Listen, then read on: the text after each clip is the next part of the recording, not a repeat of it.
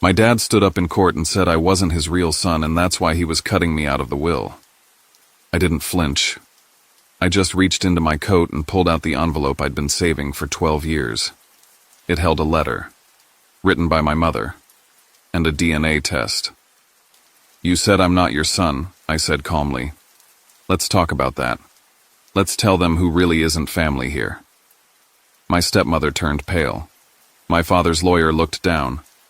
And suddenly everyone wanted to know what was in that envelope. They thought they could erase me quietly, but I came prepared. They called me a mistake. Today they'll remember me as the one who told the truth and ended their lies. I'm Jackson, and what you're about to hear isn't just a story. It's the moment I took back everything they tried to erase: my name, my bloodline, my worth. But before I share my story, I want to know you are here with me. Just say "listening" in the comments or let me know where you are. I love hearing how far my story reach. Sometimes even the smallest connection can make a story feel heard. Thank you. And now, here's my story. If this story touches something in you, or if you believe no one deserves to be silenced by their own family, please subscribe. Your support means more than you know. It helps stories like mine be heard. The moment I stepped into the Maricopa County Courthouse, it felt like the air shifted. People turned, whispers circled. I caught glimpses of familiar faces, family, old business acquaintances, and even a few press photographers angling their lenses like vultures eyeing a carcass. There were over 300 people packed into the room, and still somehow I felt utterly alone. I slid into the farthest bench, placing myself a deliberate distance from Theo and Vanessa, who sat like a portrait of power and privilege at the front. I wasn't part of that frame, not anymore. Maybe I never was. Theo sat with his usual stiff posture, shoulders square, arms crossed, gaze sharp as ever. Even in a courtroom, he looked like he was about to lead a shareholder meeting. That was how he'd always been. For 30 years I'd lived in his house, but never once felt it was mine. He was the CEO of the family. I was a contracted intern, never confirmed, never fully trusted. The judge called for witness order. I was next. But before I could rise, Theo shot up from his seat, voice loud, echoing off the oak-paneled walls. "I object," he said. "This young man is not my biological son. As of today, I am terminating all financial support. He no longer represents the Harrington name." There was an audible gasp across the room. The kind of collective intake of breath you hear when a dam cracks. Gasps, whispers, the screech of a pen dropping somewhere. Behind Theo, Vanessa froze. She tugged at his sleeve, whispering something with urgency, but he yanked his arm away, his eyes fixed on the judge as if delivering gospel truth. Milo, their baby, cried out from her lap.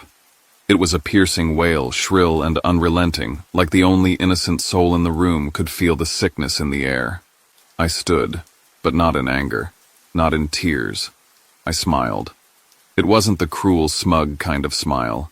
It was the kind Eleanor, my mother, used to say lit up the whole kitchen. A smile born from knowing, from long preparation, from the taste of truth that had sat bitter on my tongue for years. I approached the podium like I had been waiting my entire life for this moment. "Thank you, Theo," I thought. "You just handed me the mic." I placed my leather briefcase gently on the stand. My hand rested on the inside pocket, feeling the shape of a sealed white envelope. I'd kept it hidden for 2 weeks, not because I was unsure, but because timing mattered. If today is about bloodlines, I thought, let's go all in. The judge gestured for me to speak. I adjusted the microphone and leaned in. Before I could speak my truth, the courtroom faded away. My mind drifted back not by choice, but by instinct to the woman who made me who I am. Eleanor. That house, the same mansion in Paradise Valley where we all once lived, had never been warm. Except when she was there. She made warmth out of cold marble and gave life to a place that Theo had built like a monument, not a home. Eleanor would read The Great Gatsby to me before bed, her voice steady, her fingers tracing the margins of the old pages like she'd lived inside the story. "Never let anyone make you feel unworthy of love," she'd whispered to me once after Theo ignored my science fair ribbon. When I turned 12, she sat me down in the garden beneath the fig tree and told me gently that I wasn't Theo's biological son. but it didn't change anything. Not for her. I was still hers. Completely. At 26, I held her hand as cancer took what years hadn't. She spent her last breath telling me I was her light. Theo didn't make it to the hospital in time. His assistant emailed some legal forms instead. 6 months after she passed, Vanessa arrived. She didn't enter the house. She invaded it. Her heels clicked across marble like they belonged. Tall, stunning, glacial. I remember the first thing she said when we met. "Oh, so this is the sun." Like I was a misplaced sculpture she intended to auction off. Within weeks, everything changed. The kitchen no longer smelled like Eleanor's molasses cookies, but instead, some overpriced sandalwood diffuser. Her armchair disappeared, replaced by a crystal display case. Family photos vanished, ours anyway. In their place were stylized portraits of Vanessa and Theo, perfectly lit, soulless. And Theo, he followed her like a man hypnotized. It was like he wanted to rewrite his legacy from scratch. When Vanessa announced her pregnancy, Theo cried. Actually cried. I remember watching him place his hand over her belly, whispering, This is our second chance to get it right." The words clanged in my ears like metal dropped on tile. I understood in that moment I was a draft, an error in judgment, a holding place until the real sun arrived. Then came Milo. He was born on a warm Tuesday in March, healthy, curious eyes, a tuft of coppery hair like Wyatt's, not Theo's, though nobody seemed to notice. Theo cradled him like he'd found a lost treasure. I watched from behind the glass of the NICU, invisible. Just another hospital visitor. 2 weeks later, I noticed Vanessa wearing Eleanor's emerald ring, the one she'd promised to leave to me. I confronted her. "Where did you get that?" She smiled. "Found it in an old box in the basement. It suits me, don't you think?" No. It didn't. It never would. It belonged to a woman who lived with grace, not calculation. That night I stood alone in the main hall of the mansion. In the shadows I found one of Eleanor's old photos, dusty, shoved behind a vase. Across from it hung a new framed image, Theo, Vanessa, and Milo. The official portrait. The future. The version of family I'd been scrubbed from. And yet, something within me didn't break. It burned. I remember standing there thinking, you can erase me from the walls, from the name, from the narrative. But you will never erase the truth. Not from my memory, and not from this courtroom. And as I reached into my briefcase, the edge of that white envelope pressing against my fingers, I knew Eleanor didn't raise me to disappear. She raised me to speak. Wyatt started showing up more often, always with a casual excuse. Just checking in on the portfolio, he'd say. Or thought we could streamline the operations. Theo liked efficiency. But he never used to care about efficiency. Not when Eleanor was alive. I watched him cross the foyer one afternoon, a bouquet of calla lilies in hand. Vanessa appeared just seconds later, tugging lightly at the ends of her hair, smoothing her blouse. She claimed she hadn't seen him in months. But when their eyes met just for a second, it felt like I was in the wrong room. Their silences were louder than their words. That night I stayed late in the den, sorting tax forms. Around 1 a.m., the hallway light clicked on. I crept past the corner, stopping by the kitchen entry. The fridge cast a soft white glow. Vanessa was on the phone. Her voice was low but agitated. "Stop sending the bears, Wyatt." Theo might not notice, but he does. And Milo, he's not reading yet, but Jackson isn't an idiot. The next morning, I installed a voice recorder inside the smoke detector in the study. I started digging, pulling hotel records under the Harrington corporate account, transactions that never made it to the primary books. A boutique resort in Tybee Island booked under consulting services, charges for champagne chocolates, children's toys. I knew what it meant, but I needed proof. That's when Theo's laptop crashed during a software update. He was yelling about it from the veranda. I took it quietly, copied the drive while reinstalling the system. What I found made my chest burn. A deleted email barely recovered from the local cache. Let him leave on his own. Humiliate him in front of them all. It's easier when the decision looks mutual. I didn't know who sent it. but it was forwarded by Vanessa. 3 days before Eleanor died. I went into Theo's office pretending to tidy up. Hidden in the mantel above the fireplace was the tiny camera Eleanor had once installed after the safe had been tampered with. Theo forgot it existed. She never did. I fast-forwarded through hours of footage. Then I found it. Vanessa and Wyatt on the Harrington leather sofa, a blanket thrown over Milo's sleeping form. Their hands under the throw bodies, too close, her head resting against his chest. I transferred the footage onto a secure USB, hid it in an old copy of The Great Gatsby, right beneath the paragraph where Gatsby said, "Can't repeat the past." Why? Of course you can. That night I plucked a few hairs from Wyatt's brush in the guest bathroom. From Milo's pacifier I dabbed a sample. From Theo's silver comb a strand of gray. I mailed it to a lab in Asheville, discreet, private, no questions. 5 days later the result landed in my inbox. 99.9% match. Wyatt Harrington is the biological father of Milo Harrington. I printed 2 copies, sealed them in white envelopes. On the front I wrote in black ink, "Truth from Eleanor." And for the first time in weeks I slept with the door locked. I sat at the dining table, lights off, the envelope in my hand like a loaded weapon. 2 nights passed and I still hadn't told Theo. This truth wasn't about betrayal anymore. It was about legacy. Eleanor had fought tooth and nail to protect what was left of her name, her son, her line. And they'd planned to erase it just like that. I reread a passage from Gatsby before sunrise. The one where Nick says, "No amount of fire or freshness can challenge what a man will store up in his ghostly heart." My ghost. It wasn't longing. It was justice. I created a digital vault on my laptop, labeled Eleanor Archive. Inside I placed the video footage, audio from the late-night phone call, recovered emails, hotel invoices, DNA results. I sent a secured backup to Layla Monroe, my attorney since grad school. She called back immediately, her voice steady. "You realize," she said, "this could implode the entire Harrington legacy." "Are you ready for that?" "I'm not," I whispered. But Eleanor was. The next morning I listened to the feed from the hidden mic behind Theo's framed photo. Vanessa's voice, calm, controlled. "I've already spoken to the judge. Will motion to disqualify Jackson from speaking unless pre-approved. He won't be able to contest anything." Theo's chuckle followed. "Perfect. Let the bastard nod his head and disappear. Milo takes over. The board will love that. Young blood." I gripped the edge of the desk, my pulse loud in my ears. They weren't just planning to silence me, they were making Milo their pawn, a child. My brother's son.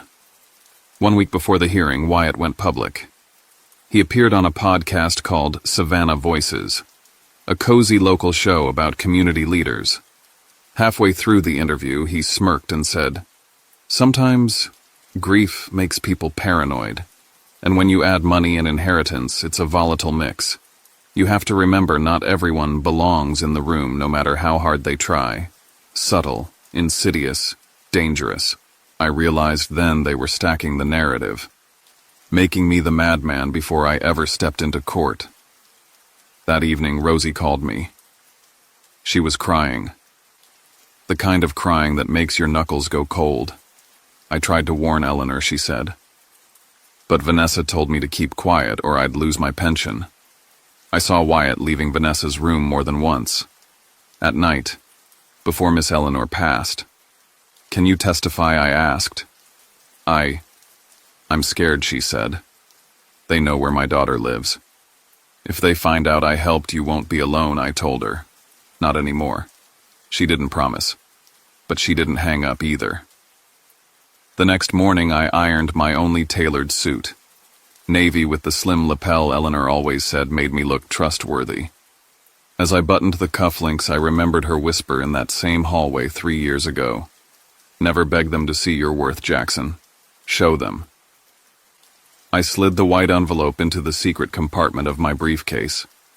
Outside, the sky had that thick, storm-heavy stillness. Not quite thunder, not quite peace. Before stepping out, I placed my hand on the doorframe and whispered, Today, Mom. We burned the lies down. The courtroom was more crowded than I expected. Not just legal staff and family journalists lined the back wall, and I caught the red blink of a recording light from someone's phone. Vanessa wore a charcoal gray dress tight at the shoulders, her mouth drawn into a thin professional line.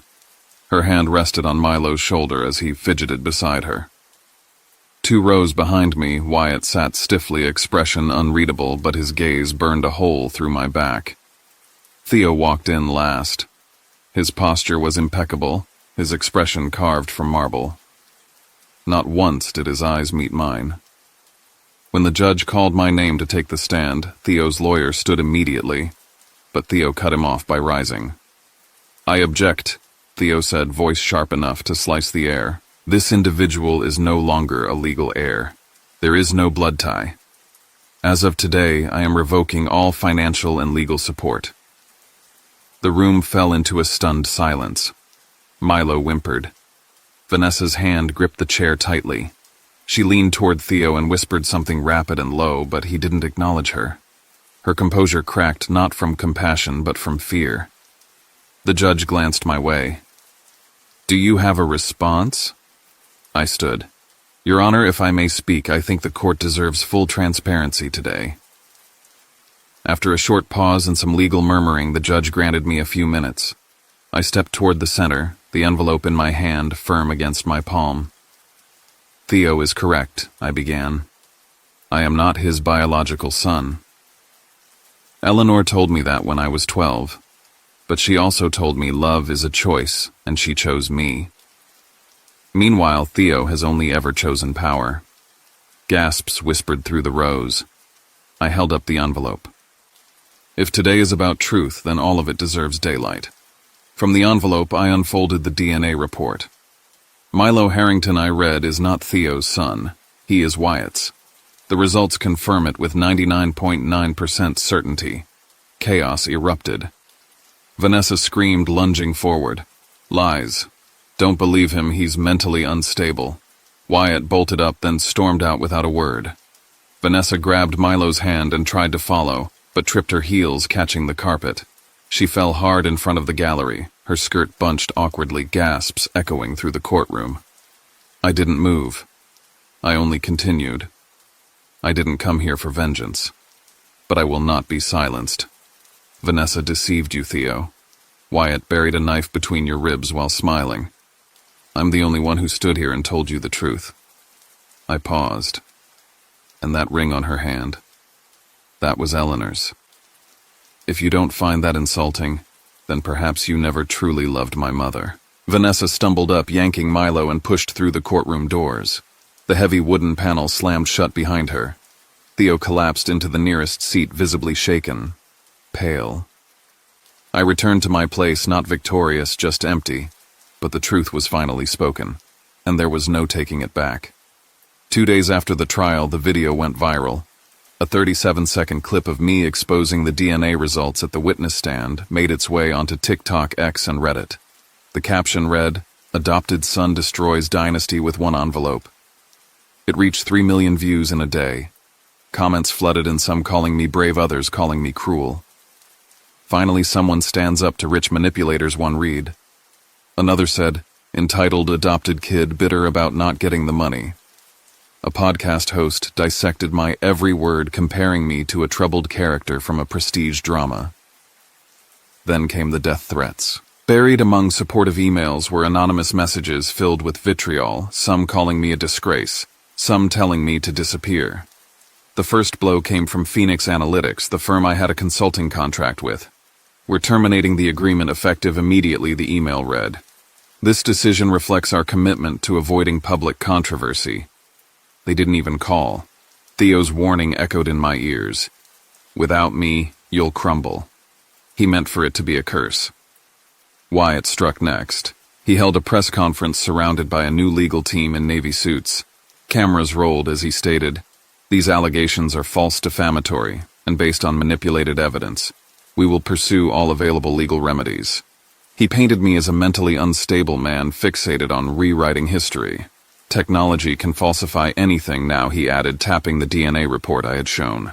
The Harrington family circled their wagons. Cousins I hadn't spoken to in years posted long paragraphs defending Theo and Wyatt, citing years of resentment in me. He was always different, one wrote, always angry that he didn't belong. Now he's destroying the family legacy out of spite. The same people who once toasted my high school graduation now liked tweets calling me a sociopath. They didn't mourn my absence, they rewrote it. I sat alone in a studio apartment in Tucson. The temporary lease still had 5 months left. I opened my laptop and drafted an email to Theo. Just a few lines, something like, "I never meant to hurt you. I hope one day you'll understand." But I stopped. Instead, I clicked on an old audio file from my phone. Eleanor's voice filled the room, soft measured, reading aloud from The Great Gatsby, her favorite novel. She said, "You never really know how strong you are until the truth is the only thing you have left." And I let that truth echo in the silence. The envelope had no return address, no markings beyond my name scrawled in slanted ink like someone trying to mask their handwriting. I held it with hesitation, my breath shallow as I peeled it open. Inside was a single photograph. Me and Eleanor Flower dusted on our faces, her hand resting gently over mine as we rolled dough in the warm afternoon light. It must have been taken through the kitchen window. I turned it over. Just 5 words in crooked, rushed handwriting. "She'd be ashamed of you." I dropped the photo. For a moment, everything inside me froze. My lungs forgot how to breathe. I knew that handwriting. I spent hours in Theo's office scanning documents before I left. Financial records, old contracts, HR complaints. Vanessa's signature was on a non-disclosure agreement from a decade ago. I pulled it up on my laptop, zoomed in on a fingerprint smudge near her name. Then I compared it to the one on the flap of the envelope. It wasn't conclusive, not legally, but I knew. Vanessa was watching me. I didn't know where from or what she wanted now that Wyatt's lawsuit was collapsing, but her reach hadn't disappeared. It had only gone quiet. That was worse. I tried calling Rosie, the housekeeper, who knew too much.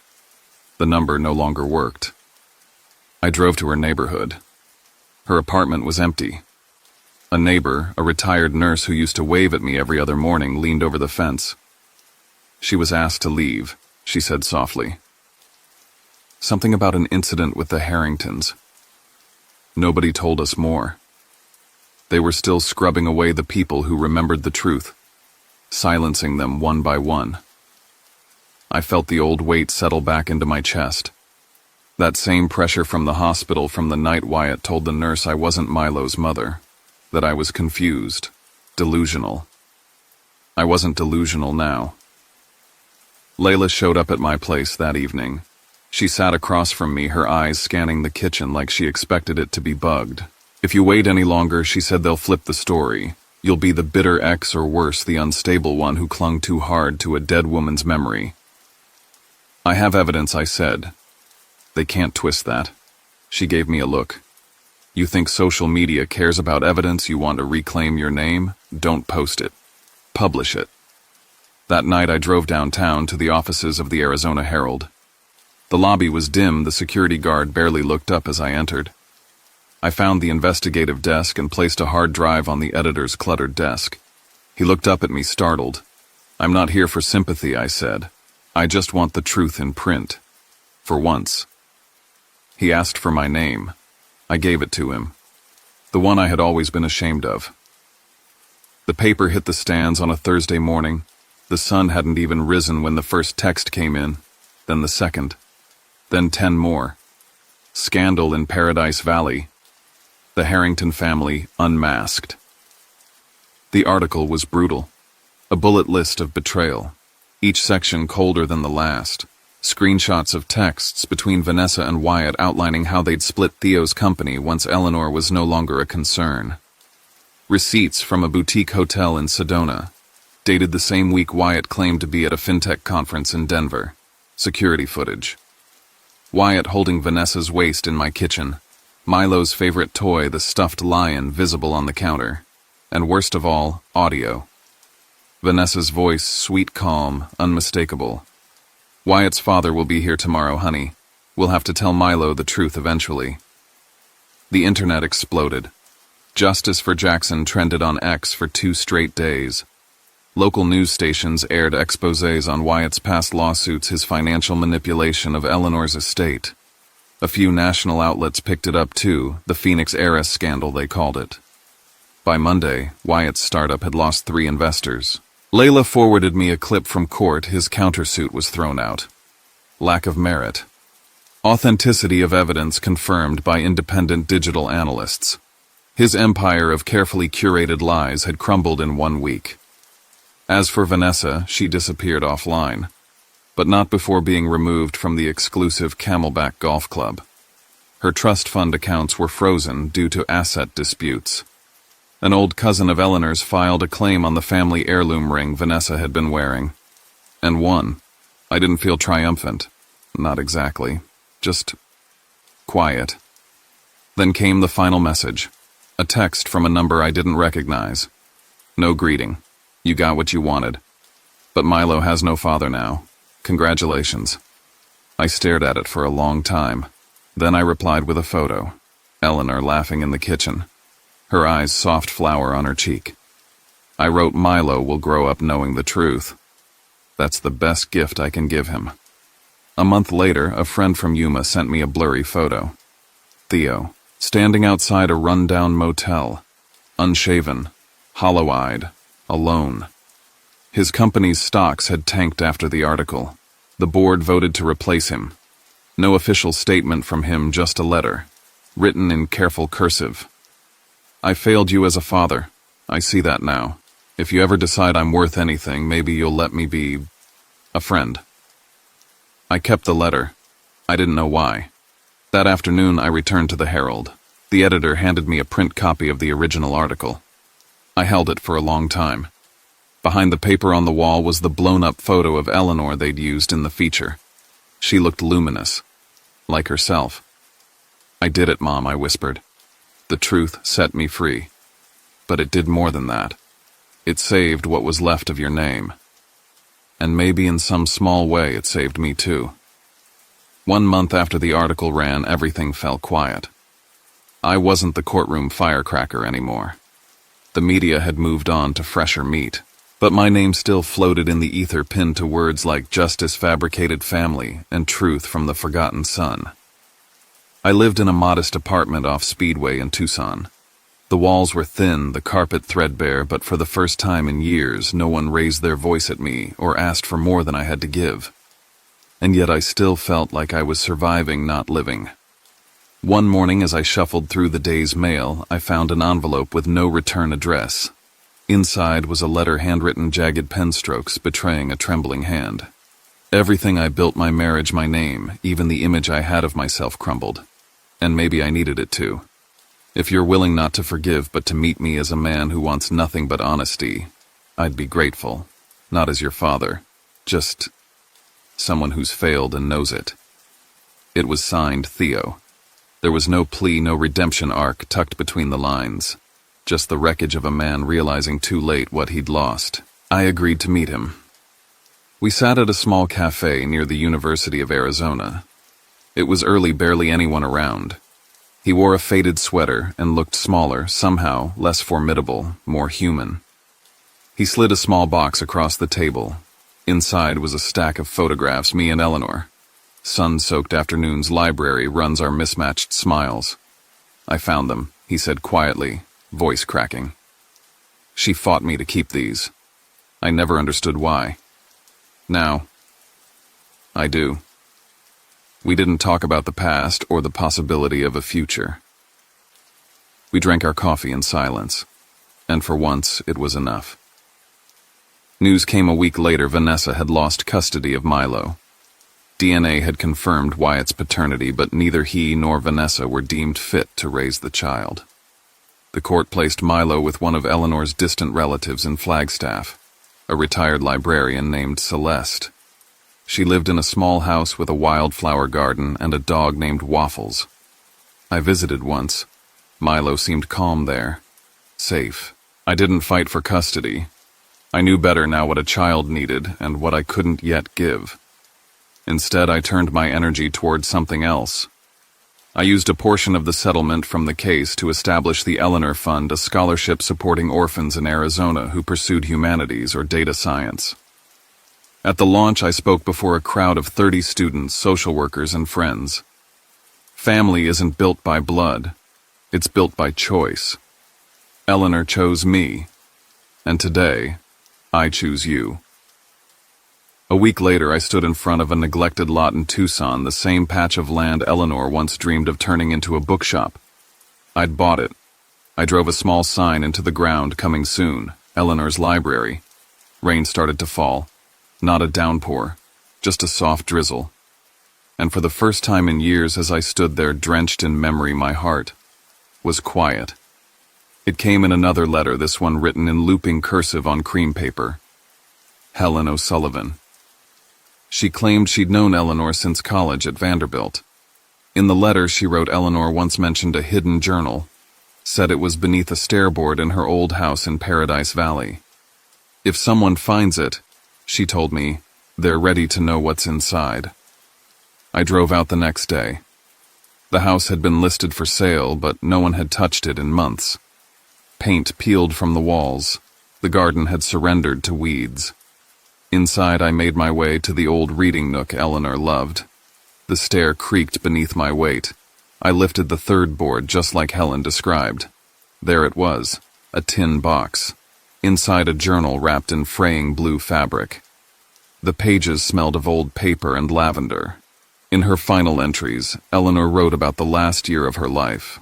Her fear, her isolation, her heartbreak over watching me retreat after her diagnosis. And her suspicion, no, her quiet certainty about Vanessa and Wyatt. I knew she wrote, long before it surfaced. But I chose silence. I wanted to give you one last year of peace, however false. I wanted to hold the family together even if it was crumbling beneath me. Then came the line that shattered me. My son doesn't carry my blood, but he carries my heart. And that's enough to make me smile as I watch the sun for the last time. The final page held a choice. If you've found this, you've likely forgiven yourself. Maybe even forgiven him. You can choose to leave this journal buried or let its light spill outward. Here's the letter I never sent him. Tucked between the pages was a second envelope addressed to Theo. A confession. She had known everything. Had chosen silence, not weakness, but love. A love that still ached from beyond the grave. I sat on the old hardwood floor, the journal trembling in my hands, tears falling freely. I wept not from betrayal, but from the unbearable loneliness of a woman who loved too fiercely in a house that had gone cold too soon. Later that night, I sat by my fireplace, the journal in my lap. I didn't burn it. I placed it gently on the shelf right between The Great Gatsby and the ledger I kept for the Eleanor Fund. The truth had freed me. Now I could choose how to live with it. Weeks later, the library opened its doors. Children gathered on a hand-woven rug circling around me. I read aloud the words Eleanor used to read to me when thunder shook the windows. So we beat on boats against the current. The sun poured through the tall windows, catching on the only photo in the room, Eleanor mid-laugh, her eyes glittering with something eternal. And for the first time, I wasn't surviving. I was home.